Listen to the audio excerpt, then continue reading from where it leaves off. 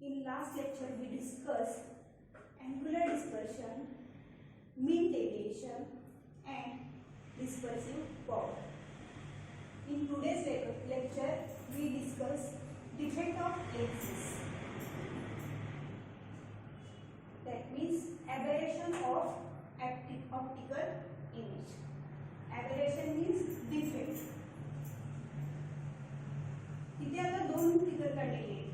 त्याच्यामध्ये spherical aberration दिले. There are two types of aberration.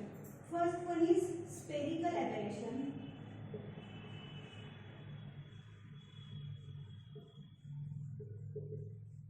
Second one is chromatic aberration.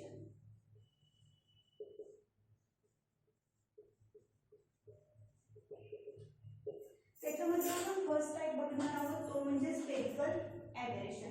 त्याच्यामध्ये मी दोन diagram काढलेले आहेत.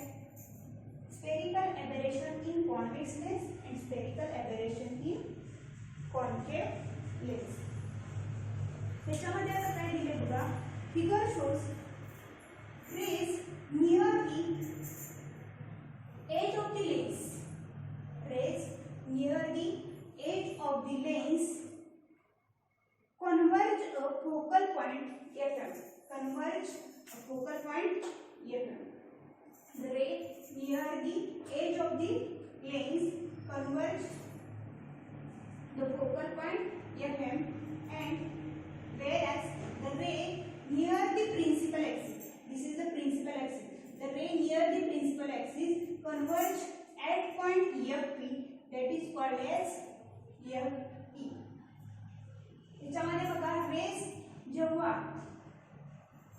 एज ऑफ दी लेन्सच्या एज वरून जे रेस पास होत आहे ते कुठे येऊन कन्वर्ज होत आहे तर एफएम ला. आणि प्रिन्सिपल ऍक्सिस जवळ हा जो प्रिन्सिपल ऍक्सिस त्याच्या जवळ येतात ते म्हणजे FE. The distance between FM and FE this is called as the longitudinal spherical aberration. The distance between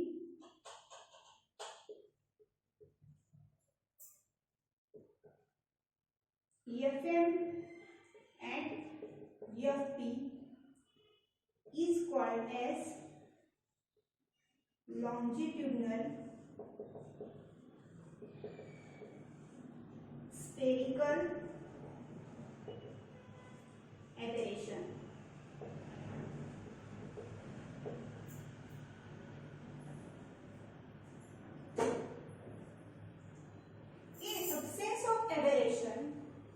In absence of aberration, the single point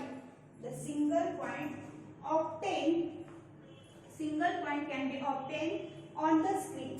In absence of aberration, single point can be obtained on the screen. In presence of aberration, the image is always in a circle. जी तुम्हाला image मिळते ती कशी मिळते तर always in circle. The radius of this circle is called as transverse spherical aberration. Radius of this circle is called as transverse spherical aberration. त्याला काय म्हटलं ट्रान्सवर्स स्फेरिकल एबेरेशन. लॉन्जिट्युडनल आणि ट्रान्सवर्स मधला डिफरन्स बघा. एफएम आणि FP मधलं जे distance आहे त्याला लॉन्जिट्युडनल स्फेरिकल एबेरेशन म्हटलं जातं. आणि जे सर्कल मध्ये म्हणजे हा ए बी पॉइंट दिला इथे सर्कल मध्ये जे तुम्हाला एबेरेशन मिळतं ते काय असतं तर ट्रान्सवर्स स्फेरिकल एबेरेशन. आता लॉन्जिट्युडनल आणि ट्रान्सवर्स मधला डिफरन्स माहिती. लॉन्जिट्युडनल कसं असतं पॅरलल आणि ट्रान्सवर्स म्हणजे कसं परपेंडिक्युलर डिस्टन्स. म्हणजे इथे जे परपेंडिक्युलर डिस्टन्स मिळणार आहे म्हणजे ती इमेज मिळताना कशी मिळते सर्कल मध्ये मिळते आणि ती ब्लड इमेज फॉर्म होते. त्याला काय म्हटलं जातं ट्रान्सवर्स स्फेरिकल एबेरेशन. आता हे एबेरेशन म्हणजे जो मिळणारा डिफेक्ट आहे त्याला जर आपल्याला रिड्यूस करायचं असेल तर तो रिड्यूस कसा करू शकतो तर त्याच्यासाठी eliminating method to eliminate spherical aberration. How to reduce the spherical aberration.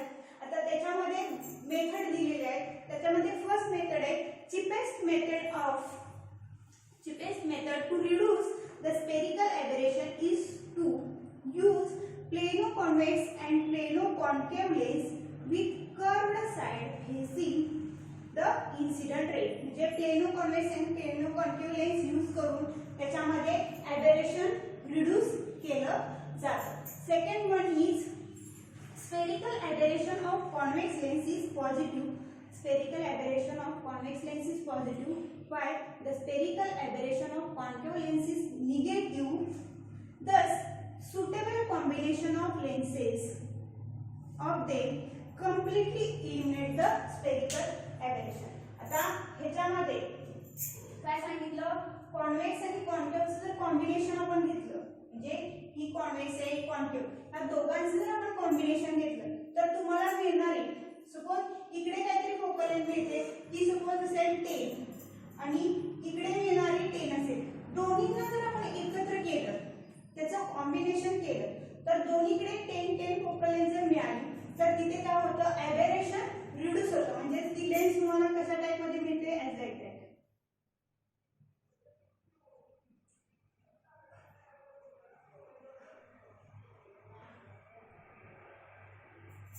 म्हणजे कॉम्बिनेशन जर आपण घेतलं, कॉन्वेक्स किंवा कॉन्केव्ह लेन्सचं जर कॉम्बिनेशन घेतलं तर तुम्हाला फोकल लेंथ दोघांच्या वेगवेगळ्या मिळणार आहेत आणि त्याचं कॉम्बिनेशन केल्यानंतर त्यावेळेस तिथे ॲबेरेशन इलिमिनेट होणार आहे. हे झालं in case of spherical aberration. In case of chromatic aberration ते आपण नेक्स्ट डायग्राम मध्ये बघू.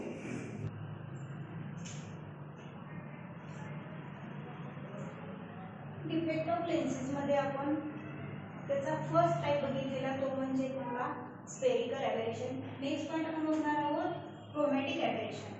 Chromatic aberration in convex lens and chromatic aberration in concave lens. Lenses are prepared by using transparent material medium having different refractive indices for different colors. Hence, the angular dispersion is present. In thick lens, which is resulted into notably different foci corresponding to each color of polychromatic beam likely to give white light, this defect is called as chromatic aberration. As violet color has maximum deviation, it is closest to the pole. तो पोलच्या कसा असतो तर closest असतो. आता ह्याच्यामध्ये तुम्हाला काय दिले बघा, ज्या डिफरंट फोकल लेंथ मिळतात, इथे एक मिळाले, इथे एक मिळाले, focal length for violet colour, focal length for red colour. आता focal length for violet colour ती कशी आहे, क्लोज टू दी पोल आहे, म्हणून त्याचं डेविएशन कसं असतं तर मॅक्झिमम असतं as compare to red colour. आता आपण काय म्हणतो, हे क्रोमॅटिक ॲबेरेशन आहे. म्हणजे क्रोमा म्हणजे कलर्स, म्हणजे डिफरंट कलरसाठी वेगवेगळं तुम्हाला काय मिळते, फोकल लेंथ बघायला मिळतात. त्यामुळे ते काय होतं, ॲबेरेशन. आता लास्ट पॉइंट मध्ये आपण स्फेरिकल ॲबेरेशन मध्ये जसं लॉन्जिट्युडिनल स्फेरिकल ॲबेरेशन बघितलं, ट्रान्सव्हर्स स्फेरिकल ॲबेरेशन बघितलं, तसंच इथे सुद्धा लॉन्जिट्युडिनल आणि स्फेरिकल ॲबेरेशन होतं. The distance between FP and FR, that is called as longitudinal spherical aberration, and radius of least confusion, that is called as transverse spherical aberration. In case of chromatic and in case of spherical, तुम्हाला longitudinal and chromatic aberration मध्ये दोन्ही transverse and longitudinal aberration बघायला मिळतं. आता जसं आपण spherical मध्ये सांगितलं, plano convex and plano concave lenses use करून ते स्फेरिकल ॲबेरेशन रिड्यूस केलं जातं. अदरवाइज दोन लेन्सेसचं कॉम्बिनेशन करून, म्हणजे कॉन्वेक्स कॉन्केव्ह लेन्सचं कॉम्बिनेशन करून त्याच्यामधलं ॲबेरेशन आपण रिड्यूस करतो. तसंच ह्याच्यामध्ये सुद्धा लेन्सेसचं कॉम्बिनेशन करून आपण ॲबेरेशन रिड्यूस करू शकतो. हे कशाच्या बाबतीत झालं, कलरच्या बाबतीत झालं. म्हणजे कलरसाठी वेगवेगळ्या तुम्हाला फोकल लेंथ मिळतात आणि त्यामुळे तुम्हाला इमेज कशी होती, ब्लड फॉर्म होते, त्यामुळे तुम्हाला एबरेशन येतं. ते एबरेशन रिड्यूस करण्यासाठी काय केलं जातं तर त्याच्यामध्ये how to eliminate the chromatic aberration. त्याच्यामध्ये फर्स्ट पॉइंट आहे eliminating chromatic aberration for all colours is impossible. All colour साठी ते इम्पॉसिबल आहे. Hence it minimized by eliminating aberration for extreme colour. Extreme colour साठी आपण ते काय करू शकतो मिनिमाइज करू शकतो. This is achieved by either convex lens, either concave lens or two thin convex lenses with proper separation. Two convex lenses with proper separation. This combination is called as achromatic combination. त्याला काय म्हटलं जातं achromatic combination म्हटलं जातं. त्या achromatic combination च्या साहाय्याने आपण काय करू शकतो chromatic aberration रिड्यूस करू शकतो, अदरवाइज इलिमिनेट करू शकतो. म्हणजे काय सांगितलं त्यांनी either convex lens, either concave lens or two thin convex lens use करून क्रोमॅटिक एबरेशन फॉर कॉन्केव किंवा कॉन्वेक्स लेन्स साठी आपण ते एबरेशन रिड्यूस अदरवाइज इलिमिनेट करू शकतो. ह्याच्याशी रिलेटेड तुम्हाला एक डेरिवेशन आहे ते आपण बघूया.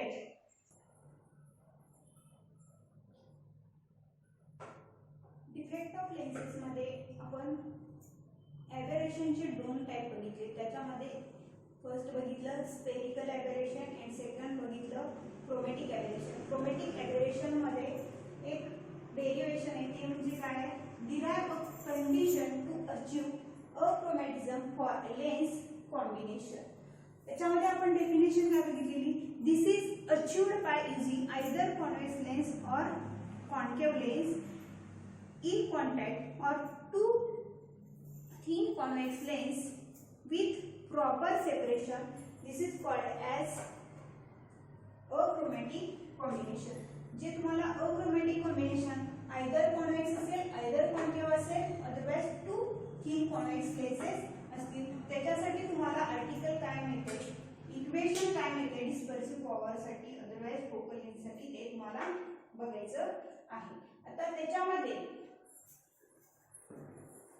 this combination using for achromatism, let omega 1 and omega t be the dispersive power of material for two component lenses used in contact for achromatic combination. Let V, R and Y are denote the focal length for violet, red and yellow color respectively. Therefore, for lens 1,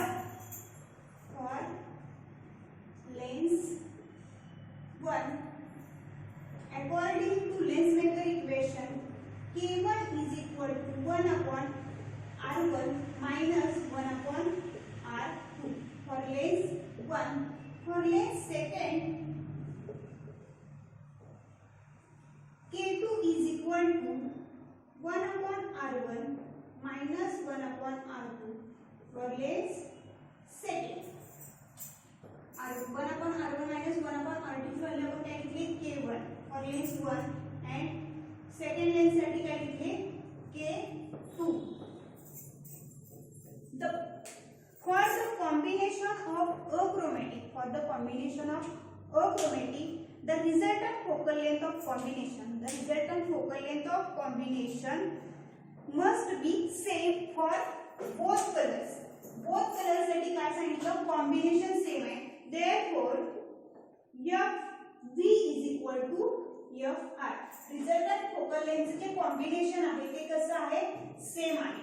कशामध्ये अक्रोमॅटिझम मध्ये. म्हणून आपण equation काय लिहिले FV is equal to FR. Therefore, 1 upon FV is equal to 1 upon FR असे आपण लिहू शकतो. For two thin lenses, 1 upon F is equal to 1 upon F1 plus 1 upon F2. तर जसं आपण क्रोमॅटिक एबरेशन मध्ये कलर जे एक्स्ट्रीम कलर मिळतात ते कसे मिळतात व्हायलेट टू रेड कलर मिळतात. त्याच्यासाठी जर आपण इक्वेशन बघितलं तर येईल तुम्हाला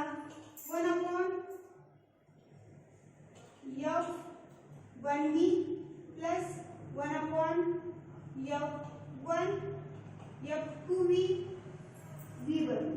ओके 1/f3 साठी 1/f1v and 1/f2v. आपण दोन लेन्सेसचे कॉम्बिनेशन घेतोय म्हणून इथे दोन वॉयलेट कलर साठी तुम्हाला फोकल लेंथ मिळते इज इक्वल टू 1/fr म्हणून काय येईल 1/f1r plus 1/f2r. From lens maker equation we get lens maker equation काय आहे 1/f is equal to n minus 1 into 1/r1 minus 1/r2. त्याच्यावरून जर आपण ह्या इक्वेशन मध्ये जर ती लेंस मेकरचे इक्वेशन कॉम्बिनेशन केलं तर काय मिळेल तुम्हाला व्हायलेट कलर साठी इक्वेशन लिहून घेऊयात आपण काय equation 1/f is equal to n minus 1 into 1/r1 minus 1/r2. ह्याच्यासाठी जर आपल्याला ह्या इक्वेशनच्या व्हॅल्यू जर काढायचं झालं तर काय मिळतील इथे बघा 1/r1 minus 1/r2 साठी आपण लेन्स 1 साठी k1 लिहिले लेन्स 2 साठी k2 लिहिले. देयरफॉर 1/f1v साठी काय equation n1v minus 1 into k1 plus second violet colour साठी फोकल लेंथ काय n2v minus 1 k2 is equal to red colour साठी फोकल लेंथ काय मिळेल lens maker equation n1r minus 1 into k1 plus second colour साठी n2r minus 1 k2. तर k1 आणि k2 च्या जर टर्म सेपरेट केल्या आधी आपण k1 न मल्टिप्लाय करूया इथे k2 न मल्टिप्लाय करूया इथे k1 न मल्टिप्लाय करूया इथे k2 न मल्टिप्लाय करूया काय equation n1v k1 minus k1 plus n2v k2 minus k2 is equal to n1r k1 minus k1 plus n2r k2 minus k2. आता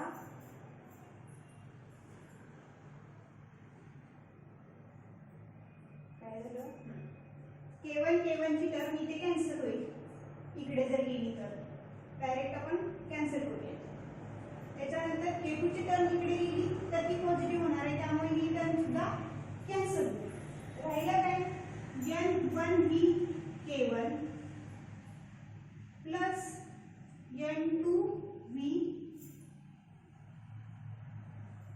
k2 is equal to n1r k1 plus n2r k2 एवढीच term आपल्याला मिळाली. k1 आणि k2 च्या term आपण separate करूया. तर काय n1v k1 minus n1r k1 is equal to n2r k2 minus n2v k. Okay k1 ची टर्म कॉमन काढूया k1 into n1v minus n1r is equal to k2 n2r minus n2v. Okay, therefore k1 divided by k2 is equal to काय term येईल n2r minus n2v divided by n1v minus n1r ही मिळाली k1 by k2 साठी term.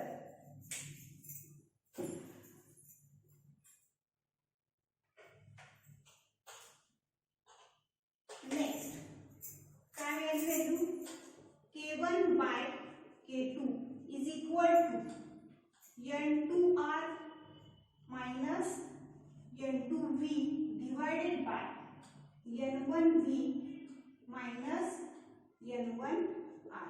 हीच term आपण दोन्ही कलरसाठी जर लिहिली तर n2v इकडे घेतलं n2r इकडे घेतलं तर तुम्हाला काय मिळेल minus n2v minus n2r divided by n1v minus n1r.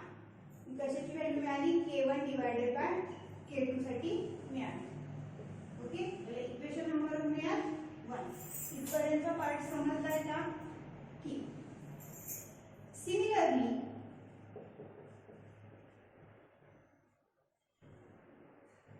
For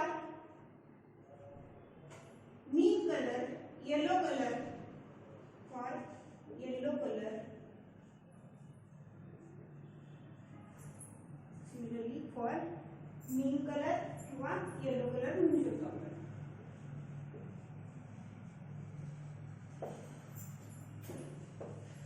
काय मिळेल equation 1/f is equal to किंवा 1/fy is equal to 1/f1y minus 1/f2y.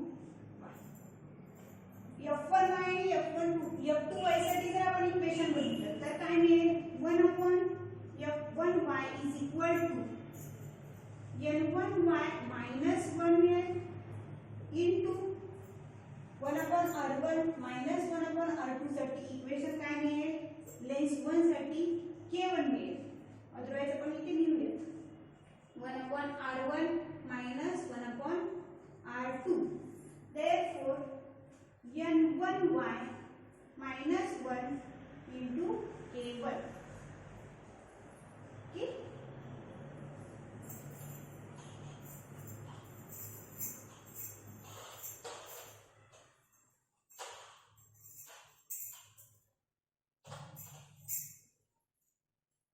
हे मिळालं f1y साठी इक्वेशन मिळालं.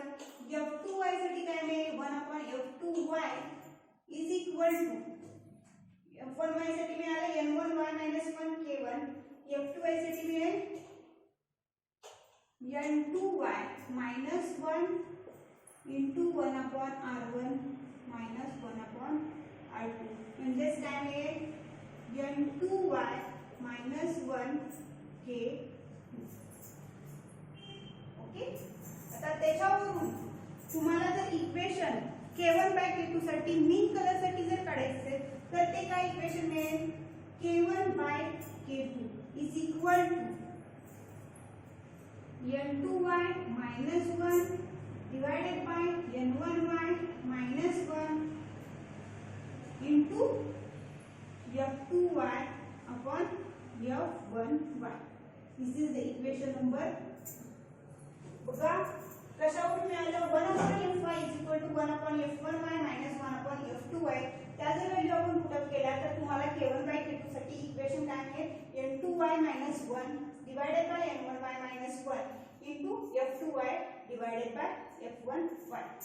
हे मिळालं k1 बाय k2 साठी इक्वेशन फॉर मीन कलर. आणि हे काय बघितलं आपण एक्स्ट्रीम कलर साठी जे मिळालेले इक्वेशन आहे व्हायोलेट टू रेड. आता त्याच्यावरून from equation 1 and 2 equation 1 and 2 we get from equation and equation 2 we get k1 by k2 and k1 by k2 साठी इक्वेशन मिळालेले आहे. त्याच्यावरून जर आपण व्हॅल्यू बघितली तर तुम्हाला व्हॅल्यू काय मिळेल f2y divided by f1y which is equal to minus of n2v minus n2r divided by n1v minus n1r. n1v minus n1r into काय मिळेल n2y minus 1 divided by n1y minus 1. Okay, त्याच्यावरून value जर काढली आपण तर ती व्हॅल्यू काय येईल,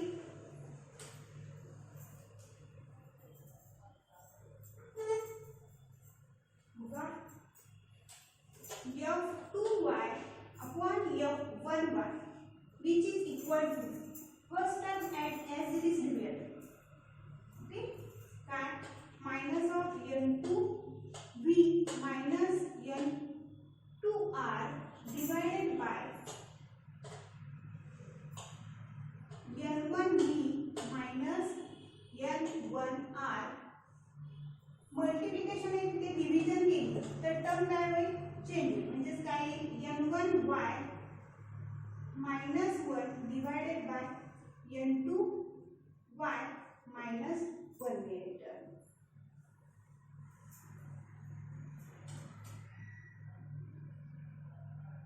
ओके, म्हणजेच काय मिळेल equation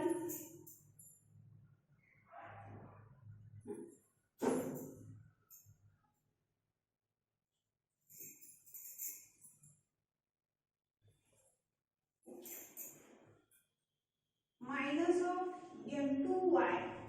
n2v minus n2r divided by n2y minus 1.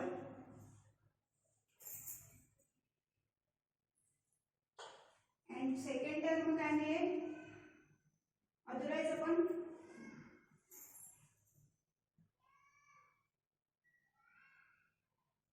n1y minus 1 divided by n1v minus n1r. Okay, हा दोन टर्म आपल्याला बघायला मिळतात. ओके, डिव्हिजन म्हणून आपण घेतो.